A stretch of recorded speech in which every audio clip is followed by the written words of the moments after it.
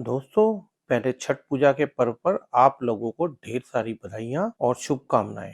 उम्मीद करता हूँ आप सब लोगों का छठ पूजा बहुत अच्छे तरीके से संपूर्ण की होगी। आप चलिए अब इस छठ पूजा को लेके एक दिल्ली सरकार की तरफ से जो कोई काम नहीं किया गया उसको लेके आपको डिटेल में बता देते हैं। छठ पूजा के पर्व को लेकर सियासत, बीजेपी ने आप सरकार पर उठाए सवाल। दिल्ली के मालिक शीश महल से बाहर महा छठ पूजा को लेकर जम के हो रही है सियासत। अपने शीश महल से बाहर नहीं निकलते दिल्ली के मालिक, प्रदूषण यमुना पर घिरे केजरीवाल। चलिए दोस्तों, इन सारी खबरों को बड़े विस्तार से जानते हैं। लोक आस्था का महापर्व छठ पूजा शुक्रवार को नहाए खाए के साथ शुरू हो गई। इस बीच दिल्ली में यमुना नदी के घाटों पर प्रदूषण को लेकर बीजेपी और आम आदमी पार्टी के बीच सियासत भी तेज हो गई है। केंद्रीय मंत्री और बीजेपी के वरिष्ठ नेता मीनाक्षी लेखी ने शुक्रवार को यमुना में प्रदूषण के मुद्दे पर दिल्ली के मुख्यमंत्री अरविंद केजरीवाल को घेरा और कहा कि दिल्ली के मालिक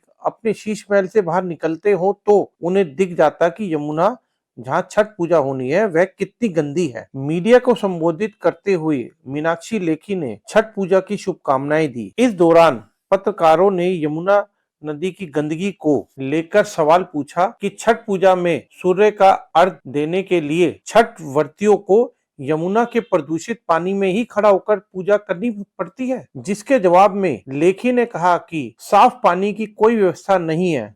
जल निकासी की दिल्ली में पूरी अव्यवस्था है। सीवरेज, कचरा, डिटर्जेंट सब कुछ यमुना में बहता है। सेप्टिक टैंक का कोई साधन नहीं।